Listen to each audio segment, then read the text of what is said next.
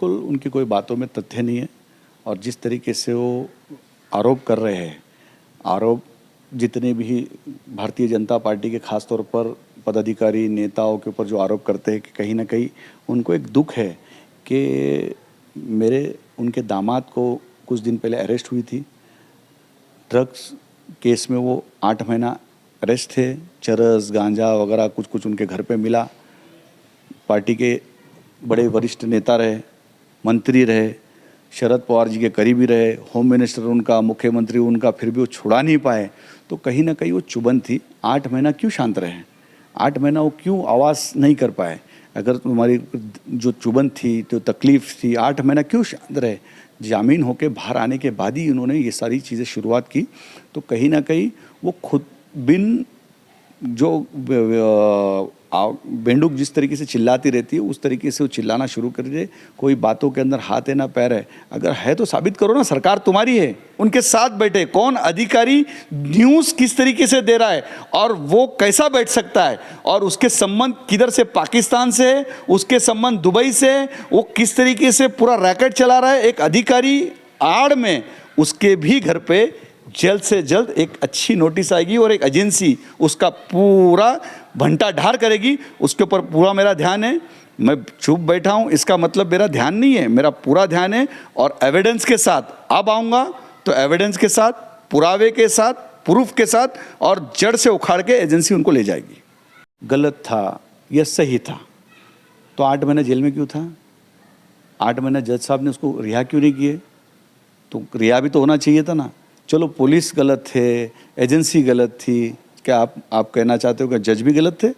कि जज को समझ में नहीं आ रहा था उस वक्त पे जो भी थे कि ये गलत मामले में फंसा, या उनके वकील वहाँ बताने में सक्षम नहीं थे, या ये उस मामले को छुपाने में थे? तो कहीं ना कहीं उनको इस सारी चीज़ों का जवाब देना पड़ेगा। जो कोई भी है, उनका भी मामला कोर्ट में चल रहा है। अब अगर वो कसूरवार रहेंगे तो उनको भी पनिशमेंट मिलेगी, अगर वो बेकसूर रहेंगे तो बाइज्जत बरी हो जाएंगे।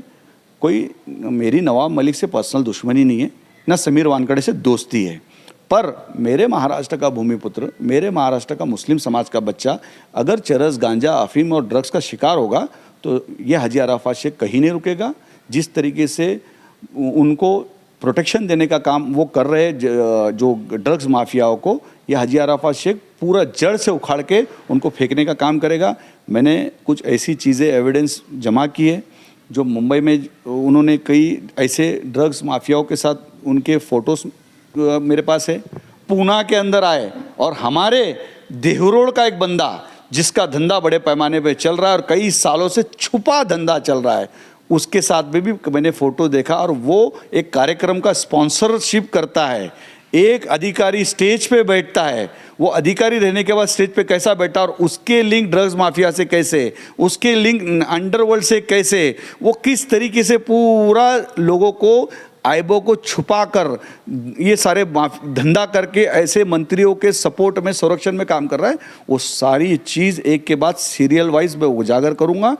कल मेरी प्रेस कॉन्फ्रेंस है, एक एक चीज़ करूँगा। 1 महीना नवाब मलिक जी ने किया प्रेस कॉन्फ्रेंस, हाजी अराफात शेख 15 दिन ही करेगा, लेकिन 15 दिन में महाराष्ट्र की देश की जनता को जगाने का काम करेगा, दिखाने का काम करेगा कि मुस्लिम समाज को कैसा धोखा दिया गया, मुस्लिम समाज के साथ क्या क्या इन्होंने नाइंसाफ़ी की, मुस्लिम समाज की मस्जिद मदरसों किस तरीके से इन्होंने हड़पने का काम किया, और कौन से ड्रग्स माफियाओं के साथ में रहकर कौन से कार्यक्रम को स्पॉन्सरशिप उन्होंने किया, और कौन से ड्रग्स माफिया उनके साथ बैठे, कौन अधिकार, जो लिंक उन्होंने जिस तरीके से देवेंद्र जी को और मुझे जोड़ने का काम किया, उनका सबसे पहली बात तो अभ्यास बहुत कच्चा है।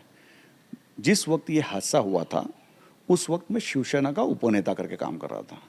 मेरे देवेंद्र जी से तो मुलाकात थी नहीं, मेरे नेता उद्धव जी ठाकरे थे। अगर इस प्रकरण के बारे में अगर वो उद्धव जी से अगर पूछते तो ज़्यादा बेहतर पता चलता था। फिर भी मैं उनकी जानकारी के लिए बताता हूँ, उस वक्त इमरान शेख कांग्रेस के एक बड़े नेता थे।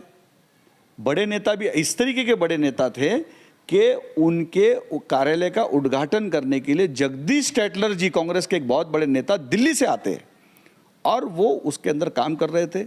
और उस वक्त पे ये सारी चीज़ें हुई, कोर्ट के अंदर वो मैटर चल रहा है। अगर वो गुनहगार है उसको सज़ा मिलनी चाहिए, अगर वो गुनहगार नहीं है तो कोर्ट उसका फैसला करेगी।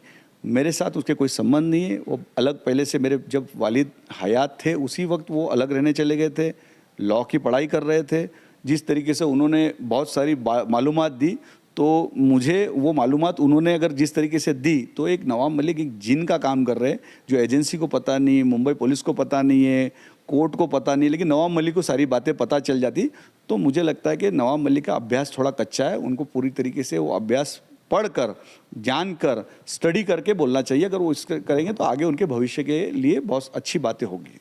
ऐसा उनकी दीवार मेरी दीवार एक है, हम दोनों आजू बाजू में रहते हैं, वो मेरे पड़ोसी हैं। आज अल्पसंख्यक मंत्री बनने के बाद भी हाजी अराफात शेख के वहाँ जनता दरबार लगता है तो हज़ारों की संख्या के अंदर भीड़ रहती है, काम होते हैं। आज मंत्री रहने के बाद भी उनके कार्यालय के अंदर मक्खी नहीं घूमती है, तो कहीं ना कहीं वो भी चुभन है कि एक महाराष्ट्र का भूमिपुत्र हाजी अराफात शेख एक आता है और एक पार्टी के अंदर एक लीडर बनता है, मंत्री बनता है, और पूरे महाराष्ट्र में एक अल्पसंख्यक स्टडी करके बोलना चाहिए। अगर वो इसका करेंगे तो आगे उनके भविष्य के लिए बहुत अच्छी बातें होगी। ऐसा उनकी दीवार मेरी दीवार एक है, हम दोनों आजू बाजू में रहते हैं, वो मेरे पड़ोसी हैं।